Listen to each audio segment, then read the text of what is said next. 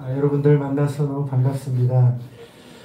제가 우리 목사님 사모님 네 분의 그 하와이에서의 비밀 연애 현장에 있었다라는 것만으로 너무나 귀한 자리에 초청해 주셔서 감사해요. 정말 오랜만에 만났습니다. 물론 중간에 저는 한 번 두 분을 뵀었는데 제 아내와 아이는 20년은 넘은 것 같아요. 만나 뵀을 때 참 행복한 가정 이루고 계셨고, 또 이번에 와보니까 교회도 너무 예쁘고 행복한 교회를 이루고 계신 것 같아서 참 마음에 감동이 되고 도전이 되었습니다. 그때 목사님께서 뭐 기차에서 제가 가정 예배를 드렸다고 말씀하시는데 저는 하나도 기억이 안 납니다. 그리고 가정 예배 잘 못 드리고 있고요. 그러나 한 작은 행동이 또 다른 분에게 이렇게 좋은 영향이 간 것 같아서 또 감사드리네요. 저희 그 한국의 아주 옛말에 행복한 가정에는 세 가지 소리가 담장 밖으로 울려 퍼진다는 말이 있습니다. 아이들의 그리는 소리, 그다음에 엄마가 다듬이하는 다듬이질 소리, 그다음에 가족들의 웃음소리. 이 가정이 행복한가 아닌가는 집안에서 어떤 소리가 흘러나오는가를 봐서 알 수 있다는 거죠. 교회는 성경에 보니까 하나님의 자녀들이 모인 하나님의 집이라고 표현했습니다. 그래서 오늘 우리도 하나님의 집에 모인 한 가정입니다. 그래서 우리 행복한 가정이 되기 위해서, 행복한 교회가 되기 위해서는 교회에서도 이 세 가지 소리가 세상 밖으로 흘러나가야 될 줄로 믿습니다.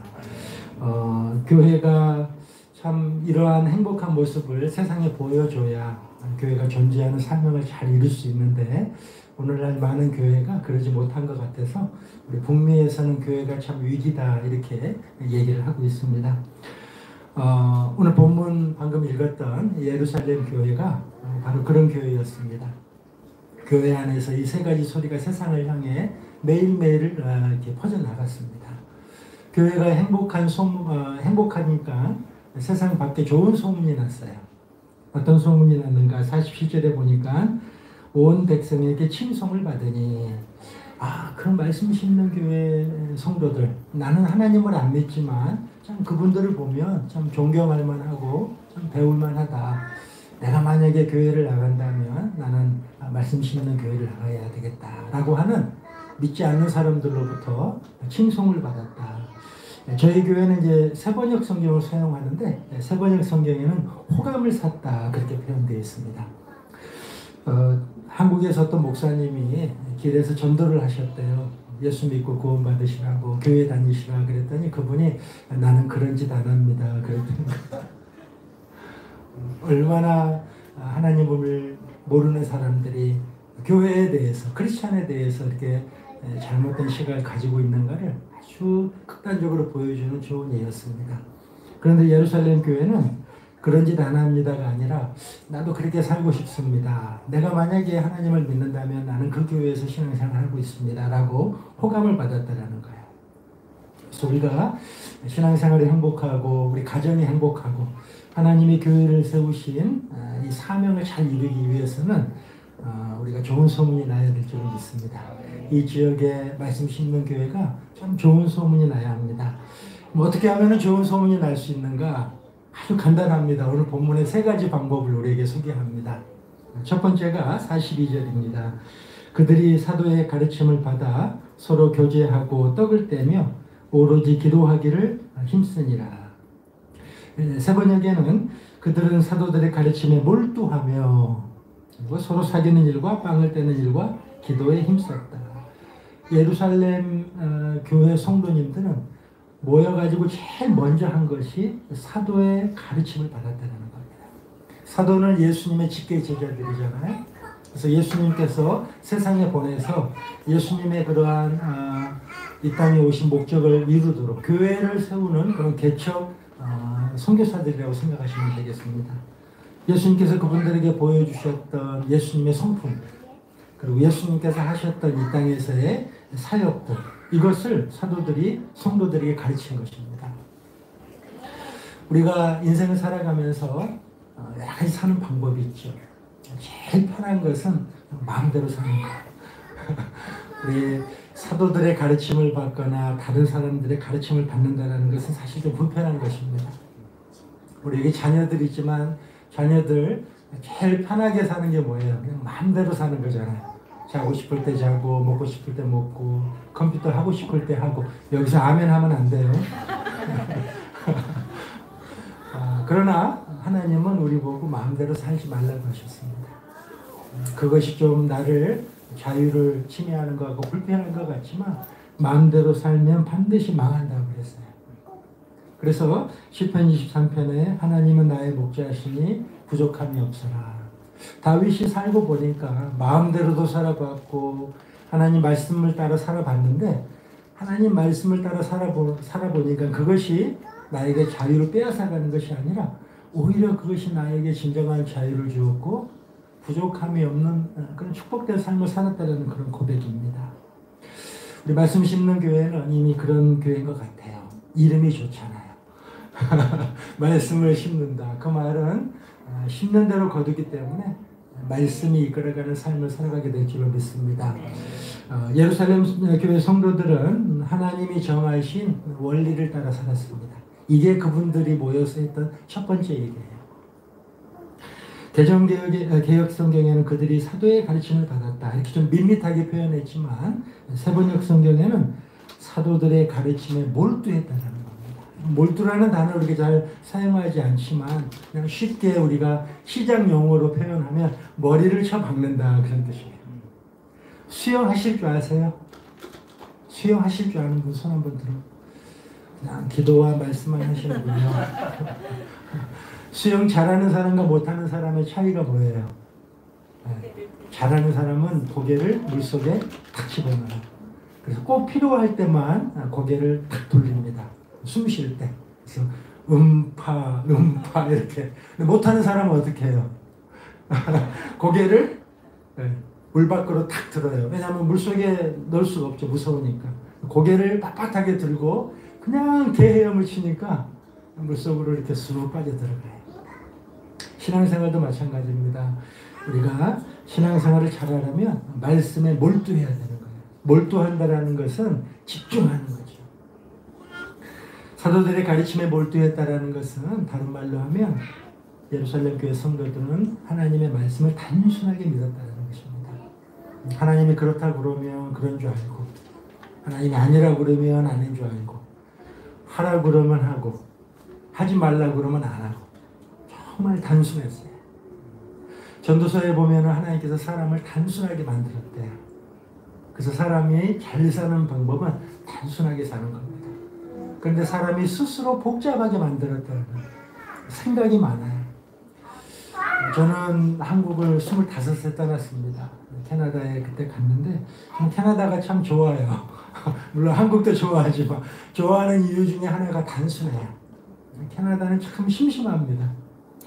그런데 그게 저에게는 행복을 주는 것 같아요. 근데 한국을 이렇게 나올 때마다 아내가 여보 우리 나중에 한국에서 살면 어때? 제 아내는 복잡한 거 좋아하거든요. 시장을 좋아해요. 전혀 운동을 안 하는 사람이 시장에 가면 한 3-4시간 걷는 건 일도 아닙니다. 저는 한국에 딱 도착하면 머리가 막 복잡해져요. 생각할 것도 많고 할 것도 많고. 그런데 하나님께서 우리가 인생을 잘 사는 방법을 단순하게 사는 것이라고 알려주셨어요. 단순하게 사는 방법은 아주 쉽습니다. 그냥 여러분이 말씀 암송하다가 오늘 말씀 암송하잖아요. 하나님 하라고 하면 하는 거예요. 하지 말라고 그러면 안 하는 거예요. 이게 바로 말씀에 몰두하며 살았던. 그래서 예루살렘 교회가 이런 단순함에서 파워가 나왔습니다. 어떤 사람은 똑같은 환경에 있는데 사람이 능력이 있어요. 활기차요. 삶의 목표가 분명해요. 단순해서 그렇습니다. 그런데 가질 만큼 가지고 배울 만큼 배웠는데 삶을 살아가는 걸 보면 힘이 없고 늘 문제 가운데 허덕이는 것을 보면 복잡해서 그렇습니다. 예루살렘 교회는 무엇인가를 선택할 때 단순한 기준으로 선택했어요. 예수님이 원하시는 건가 아닌가. 이 한 가지 기준으로 말씀에 몰두해서 신앙생활을 했기 때문에 아주 좋은 소문이 났던 그런 교회입니다. 저희 교회가 목사님처럼 이렇게 이제 개척을 꽤 오래전에 했습니다. 17년 전에 했을 거예요. 저희 집에서 세 가정이 모여서 예배 드렸어요. 오늘 보니까 좀 더 많네요, 목사님 교회가. 그리고 이제 교회가 이렇게 성장해 가면서 사람들이 모여들기 시작했습니다. 토론토의 많은 교회가 이렇게 크게 성장하지는 못해요. 대부분의 교회가 다 그냥 조그마한 개척교회 수준입니다. 근데 신앙생활이 이렇게 행복해야 되는데 많은 교회들이 좀 문제가 많습니다. 대부분 보면 회의하면서 어려움을 겪어요. 다 좋은 일 하자고 회의하다가 사람의 생각이 다르고 경험이 다르다 보니까 작은 일 가지고, 정말 작은 일 가지고 사람들이 마음이 상하고 교회가 갈라지는 게 있어요. 예를 들면 이제 저희 교회는 외국 교회를 빌려 쓰기 때문에 예배 끝나고 밥을 못 먹습니다. 목사님 오늘 밥 먹나요? 우리는 빵 쪼가리 줘요. 냄새가 나면 안 되니까 커피하고 빵을 먹어요. 근데 한국 할머니들은 꼭 밥을 드셔야 되잖아요. 근데 이제 자기 교회를 가진 교회들은 마음대로 밥을 먹을 수가 있습니다. 근데 이제 그런 거 가지고 싸워요. 간식을 밥으로 먹냐 빵으로 먹냐. 밥을 먹어야 된대, 빵을 먹어야 된다. 뭐 이런 이제 사소한 것 가지고. 근데 저희 교회는 회의하면서 사람들의 생각이 다르고 경험이 다르지만 의견이 이렇게 부딪힐 때는 한 가지 원리로 해결합니다. 그냥 죽고 사는 문제가 아니면 양보하자. 그래. 죽고 사는 문제가 아니면 양보하자. 정말 중요한 문제 가지고는 회의하지 않고 기도하지 않고 그냥 사소한 거 가지고 복잡하게 우리가 살 때가 많습니다. 그래서 예루살렘 교회가 이렇게 능력 있고 소문났던 이유, 하나님의 말씀에 몰두하는 그런 단순한 믿음이었다. 두 번째, 예루살렘 교회가 좋은 소문이 날 수 있었던 것은 46절입니다. 날마다 마음을 같이하여 성전에 모이기를 힘쓰고. 성전은 구약의 유대인들에게는 하나님을 예배하는 장소였습니다. 그런데 우리는 하나님 예배할 때 일주일에 몇 번 모이죠? 보통 주일 한 번 모이고 또 수요일 날 모이기도 하고, 좀 더 열심히 있는 교회는 이제 금요일 날 모여서 예배 드리기도 하고, 우리 목사님 가정은 매일매일 하나님을 예배하는 가정 예배를 드립니다. 보통은 주일 한 번 다 같이 모여요. 그런데 예루살렘 교회는 날마다 모이기를 힘썼다고 합니다. 매일 모여서 하나님을 예배했던 그런 공동체였던 것 같아요. 근데 여러분, 예배라는 단어가 영어로 뭐죠? 예. 두 가지 단어를 쓰잖아요. 워십이라는 단어도 서비스라는 단어도 씁니다. 그런데 히브리어에 보면은 이 두 가지 단어를 같이 사용하는 거예요. 예배와 노동, 이 두 가지가 다 예배를 의미하는 단어에 포함되어 있습니다. 그래서 진정한 예배는 우리가 이렇게 모여서 드리는 이런 형식적인 예배도 예배지만, 우리의 매일의 삶 가운데서 우리가 행하는 자녀를 키우고 직장 생활을 하고 신앙 생활하는 이 모든 일들이 바로 예배라는 의미예요. 그래서 신약교회 성도님들은 삶과 예배가 분리되지 않았습니다. 그냥 매일의 삶이 예배였어요. 그래서 하나님이 찾으셨던 예배자, 또 하나님이 기뻐하시는 예배는 이렇게 공적인 예배도 예배지만 그냥 매일의 우리의 일상의 삶의 모습이 바로 하나님에게 예배가 되었다는 것을 얘기하고 있습니다. 그래서 날마다 모였다는 거예요. 우리의 매일의 삶이 하나님 앞에 예배가 되었다라고 얘기합니다. 생활하던 예배라고 표현할 수 있겠죠. 우리가 무슨 말을 하고 사느냐 중요하지만 사실은 썩 중요하지 않습니다. 하나님 앞에는 무슨 말을 하느냐보다는 어떻게 사느냐가 더 중요합니다. 무엇을 믿느냐, 이거 어떻게 사느냐로 증명할 수 있습니다. 삶이 바로 예배해야 하고 삶이 우리의 신앙생활이죠. 예루살렘 교회 성도들은 매일 모여서 하나님을 예배하고 공적인 예배로 끝난 것이 아니라 그 예배가 삶 가운데로 이어졌는데 44절에 믿는 사람이 다 함께 있어 모든 물건을 서로 통용하고 또 재산과 소유를 팔아 각 사람의 필요를 따라 나누어 주었다. 예배 드리는 이 예배의 신앙 고백과 삶이 분리되지 않았습니다.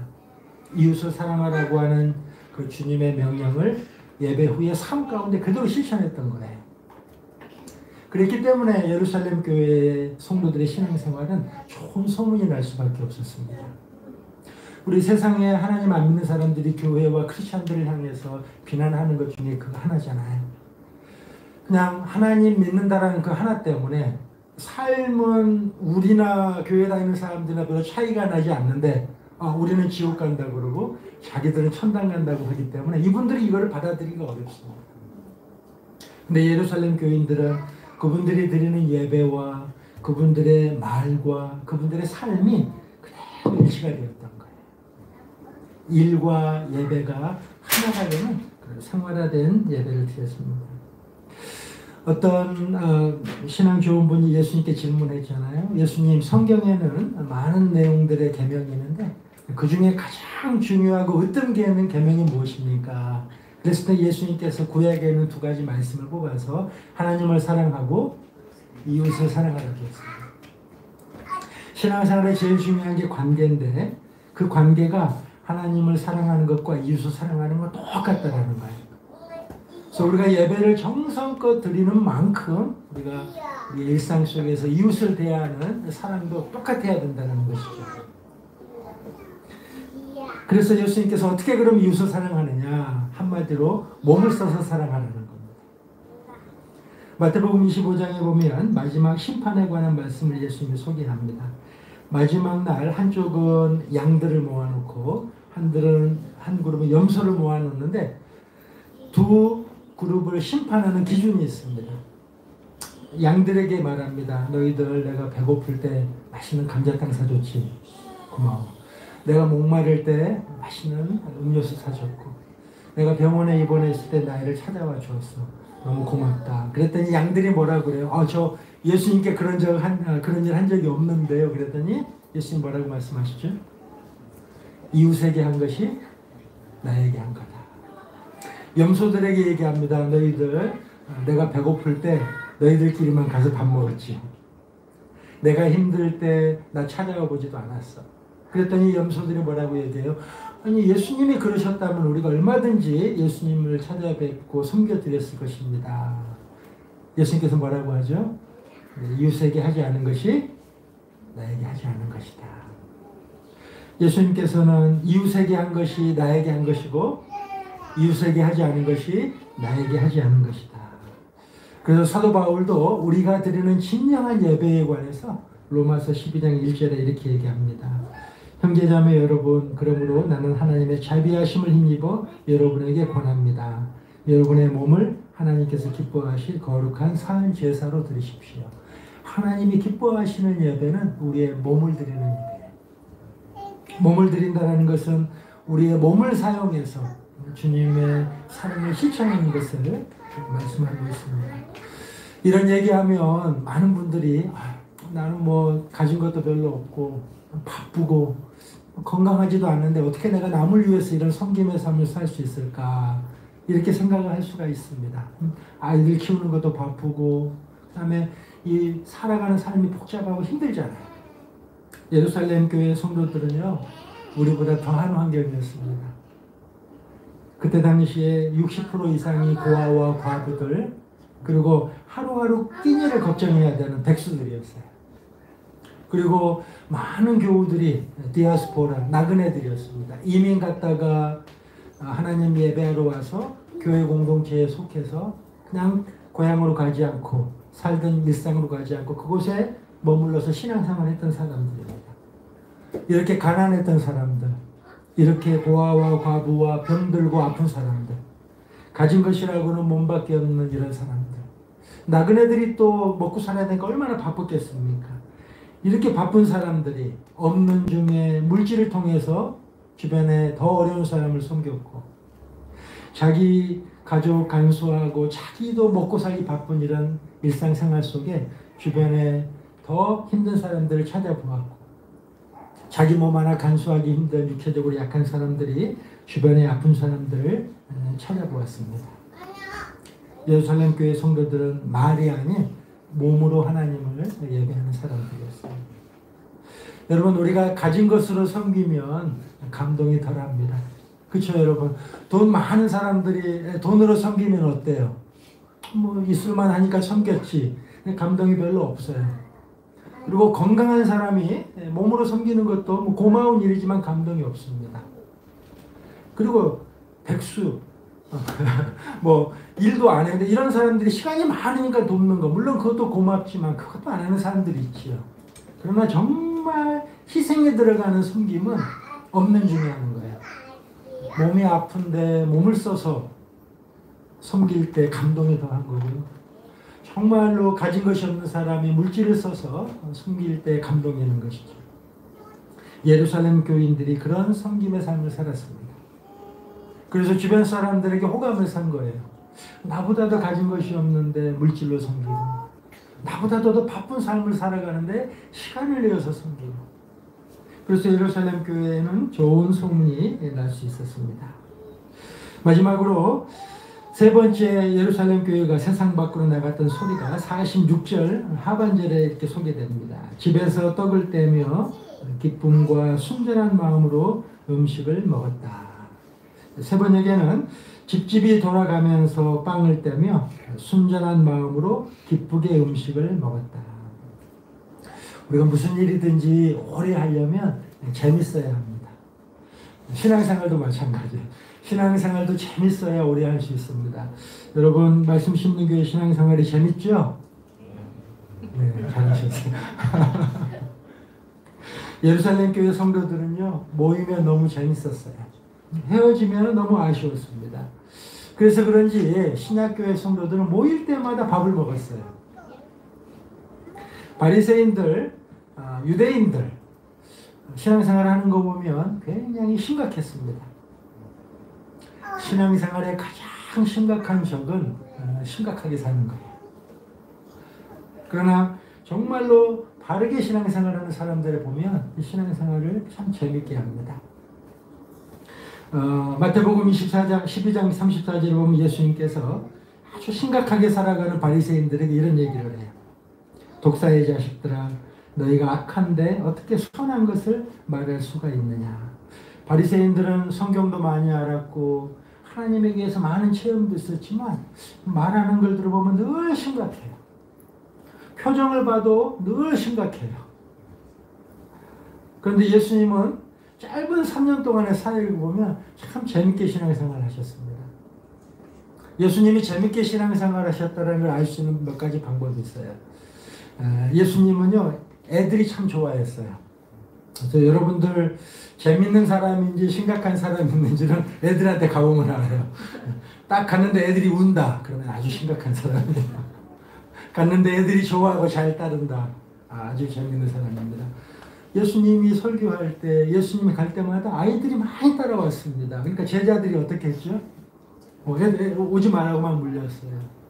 예수님께서 아니다. 하늘나라는 저는 어린아이와 같이 하면 갈 수 없다. 애들은 영물이라요. 다 알아요. 보면. 좋은 사람인지 나쁜 사람인지. 예수님은 아주 재밌게 사역하셨어요. 또 예수님께서는 굉장히 그 설교도 재밌게 하셨던 것 같아요.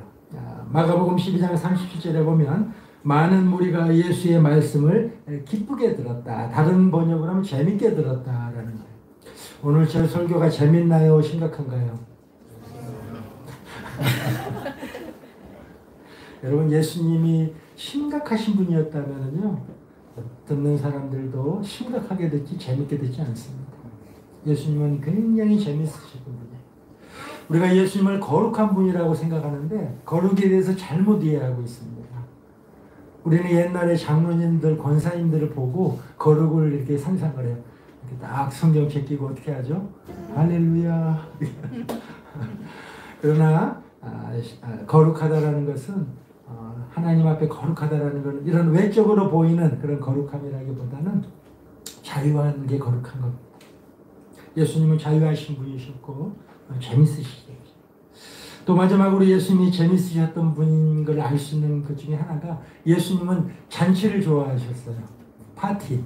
그래서 마가복음 11장 19절에 저 사람은 마구 먹어대는 자요, 포도주를 마시는 자요, 세리와 죄인의 친구다. 예수님은 항상 보면은 머리 이렇게 풀어헤치고 똘마니도 한 12명 데리고 동네에 잔치가 있다 그러면 항상 가셨던 것 같아요. 가가지고 동네에 이렇게 좀 건달들하고 얘기하시고 또 동네에서 별로 소문이 안 좋은 여자들하고 얘기하셔서 종교 지도자들이 볼 때는 그게 못마땅했습니다. 그래서 비난을 한 거예요. 저 맨날 하나님의 아들이라고 하면서 가만 보면 먹는 데 찾아다니고 동네에 이렇게 거룩하지 않은 애들하고 어울려 다니면서 세리와 죄인의 친구다라고 비난을 했습니다. 예수님께서 먹는 거 좋아하셨다는 것을 확인할 수 있는 게 예수님의 첫 번째 기적이 어디에서 일어났죠? 마가의 혼인잔치예요. 또 예수님께서 우리에게 주신 약속이 있습니다. 내가 문 밖에 서서 두드리노니 누구든지 내 음성을 듣고 마음의 문을 열면 내가 그에게로 들어가서 그와 함께 먹고. 그러니까 예수님은 먹는 데는 아주 정말 진정한 마음이 있었던 것 같아요. 왜 그러셨을까요? 예수님이 못 드시고 다녔었던 것도 아닐 텐데 왜 이렇게 예수님은 먹는 데 집착하셨을까요? 맞추면 굉장히 실력 있는 분인데 예수님께서 꿈꾸셨던 공동체는 가족 공동체였습니다. 예수님은 가족 공동체의 교회를 원하셨어요. 여러분 늘 같이 밥 먹는 사람들 누구죠? 가족이죠. 손님이 오면 밥 먹나요? 간식 내놓잖아요. 그래서 교회에서 밥 먹는 것은 굉장히 중요한 상징을 가지고 있습니다. 우리를 가족으로 받아들이는 겁니다. 진정한 가족이 되려면요, 같이 꼭 밥을 먹어야 합니다. 우리가 교회에서 무숙자들에게 음식을 나눠주고 이런 것 참 좋은 사역이에요. 그리고 밖에서 음식을 해가지고 와서 배달시켜 먹는 것도 괜찮습니다. 그러나 우리가 진정한 가족이 되려면 같이 밥을 먹는 거예요. 우리가 남을 도울 때 무숙자들을 음식에서 대할 때 우리 마음 깊은 곳에는 죄성이 있기 때문에 내가 섬겨준다라는 어떤 그런 마음이 우리에게 있습니다. 진정한 가족이 되기 힘듭니다. 내가 직접 밥을 해서 한 식탁에서 먹는 게 진정한 가족을 의미합니다. 우리가 집으로 초청해서 내가 준비한 음식으로 한 식탁에서 먹을 때 거리감이 사라지고 진정한 사귐이 시작됩니다. 여러분 우리 자매님들 여기 있지만 지나가는데 어떤 남자가 우리 밥이나 한 끼 먹읍시다 그러면 밥 먹어요 안 먹어요? 아무하거나 밥 안 먹습니다. 정말 내가 좋아하는 사람, 내가 정말 이 사람을 가족으로 대하고 싶은 사람만 밥을 먹어요. 근데 교회에서 이렇게 밥 먹는 일이 사라졌어요. 왜? 불편하니까. 그러나 진정한 가족 공동체가 되기 위해서는 신약교회는 모였을 때마다 밥을 먹었어요. 세 번역에 보면 집집이 돌아가면서 밥을 먹었답니다. 이렇게 생각하면 신약교회는 뭐 먹을만 했겠지 하지만 그러지 않아요. 아까 얘기했잖아요. 신약교회 때는 다 가난했습니다. 그리고 지금처럼 이렇게 좋은 집에 살질 않았어요. 그냥 다 방 한 칸에 여러 가족들이 모였는데 거기에 VIP들을 초청하고 하나님 안 믿는 사람들을 초청해서 그냥 반찬 하나 넣고 밥을 먹었어요. 진정한 가족은 밥이 단순한 음식이 아니라 바로 사랑이기 때문에 그렇습니다. 내가 당신을 가족으로 대한다는 상징이 바로 밥을 먹는 거였습니다. 성경에 보면 신약교회가 로마의 그 엄청난 힘을 지배하고 하나님의 사랑으로 복음화시킨 그 능력이 어디에서 나왔느냐? 밥을 먹었던 거예요. 그렇잖아요, 여러분. 로마 시대에는 상당한 사람들 사이에 구분이 있었습니다. 그래서 사도 바울이 남자와 여자, 유대인과 헬라인, 그리고 주인과 노예, 그리스도 안에서는 다 하나더라고요. 지금 여자분들 여기 있지만 신약 시대는 여자분들은 카운트에 안 들었습니다. 그 말은 사람이 아니었어요. 아이들도 사람에 포함을 안 시켜서 오늘 몇 명 모였다 그러면 여자와 아이들은 숫자에 포함되지 않았습니다. 그만큼 차별이 있었습니다. 로마 시대에는 60%가 노예였어요. 주인과 노예는 이거는 주인들은 노예를 사람으로 취급하지 않았습니다. 짐승으로 취급했어요. 유대인들은 이방인들을 개와 돼지처럼 취급했습니다. 이렇게 급시 다른 사회에서 신약교회 성도들이 어떻게 했습니까? 자기 노예를 너 이제부터 노예라고 하지 말고 형제와 자매로 하자. 그래서 자기가 먹는 식탁에 그 노예를 초청했습니다. 그리고 함께 밥을 먹어서 엄청난 혁신이었죠. 감동이 없으신가 본데요. 춘향전에 이도령이 방자에게 너 오늘부터 이제 너는 방자하지 마. 내 형제야. 너 오늘부터 나하고 같이 밥 먹자. 여러분 어떤 일이 일어날까요? 그 밥을 함께 먹었던 이 상징적인 행위가 바로 신약교회가 모든 사람들에게 호감을 사고 그리고 능력이 있어서 온 로마의 지배를 극복할 수 있었던 능력이 바로 여기에서부터 시작됐습니다. 함께 밥을 먹는다라는 건 단순히 밥을 먹는 행위가 아닙니다. 우리 예수님께서는 두세 사람이 모인 곳에 식탁 가운데 임하시겠다고 약속해 주셨어요. 그래서 우리가 함께 밥을 먹는 자리는 우리 주님이 임재하시는 자리였습니다. 그래서 신약교회 예루살렘 교회는 함께 집집이 돌아가면서 밥을 먹을 때마다 주님께서 그곳에 임재하셨고 주님은 기쁨의 영이시고 주님은 평화의 왕이시기 때문에 그 자리에는 항상 웃음이 넘쳤던 것입니다. 우리 교회가 주님이 이 땅에 세우셨을 때 사명을 주셨습니다. 영혼을 구원해서 제자를 삼는 거예요. 어렵습니다. 지금은 거의 불가능하다고 그래요. 전도가 안 된다고 합니다. 그러나 우리가 주님께서 우리에게 주신 이 단순한 원리를 붙잡고 그저 서로 하나님의 사랑으로 섬겨주고 함께 밥을 먹고 그리고 매주 보이는 배우는 하나님의 말씀에 몰두하며 살아갈 때 그 결과로 우리에게 주어지는 것이 바로 사람들로부터 칭찬받는 교회 그리고 주님께서 많은 사람들을 구원받도록 영혼들을 보내주시는 그런 아름다운 교회가 된다라고 약속해 주셨습니다. 47절에 보면 그런 약속입니다. 그래서 그들은 모든 사람에게서 호감을 샀다.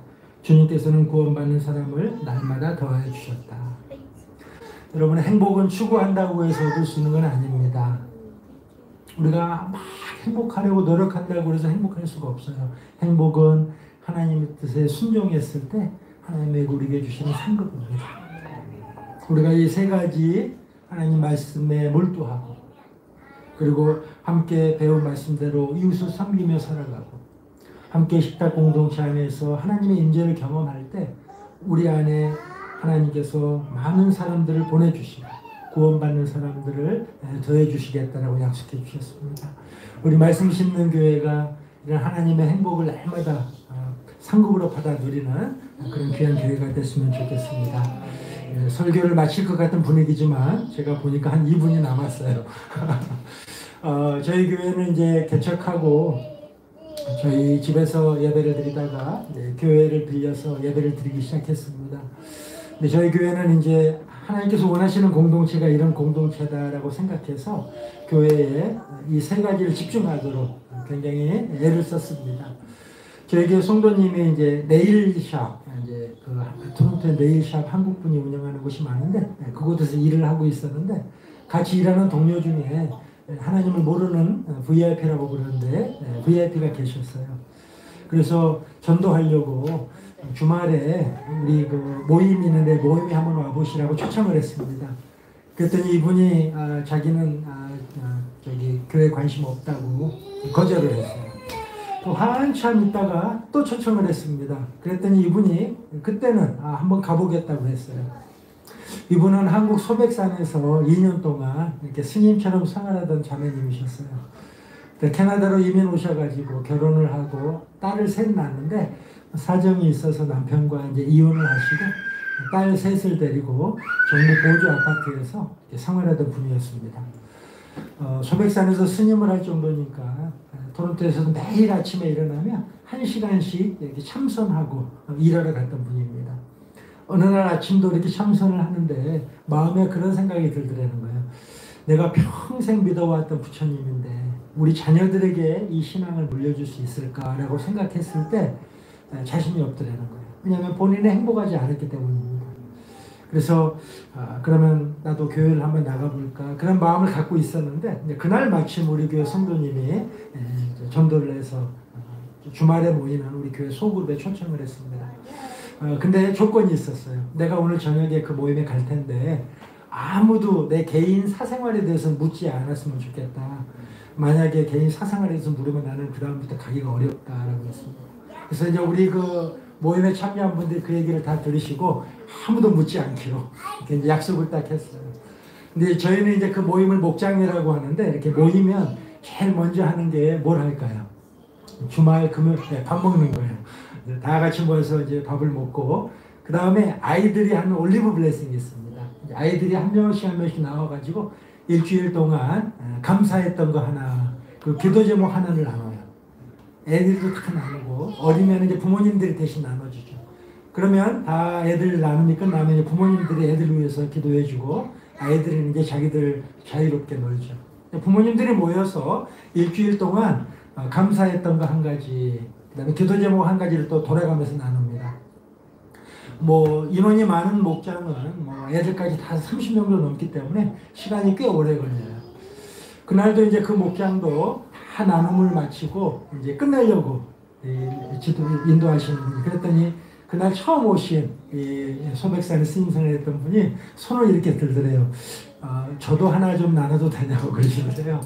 왜냐면은 나눔을 시키지 말라고 했기 때문에 제외시키고 우리끼리 나눴는데, 그러더니 자기가 2시간을 나눴다는 거예요. 자기가 어떻게 해서 스님이 됐고, 어떻게 해서 결혼을 하고 이혼을 하고 아이들 키우면서 살아가면서 힘든 얘기들을 울면서 나누고, 그 얘기를 듣던 우리 식구들이 함께 울어주고, 이 자매가 남들 나누는 거 이렇게 들어봤을 때 그 얘기를 듣고 한 명도 비난하거나 가르치려고 하는 사람이 없고, 다 같이 공감해주고 위로해주고, 그리고 그 얘기를 경청해주는 그 모습을 통해서 자기도 마음의 문을 열고 자기 얘기를 이민 와서 처음으로 누군가에게 나눴다는 거예요.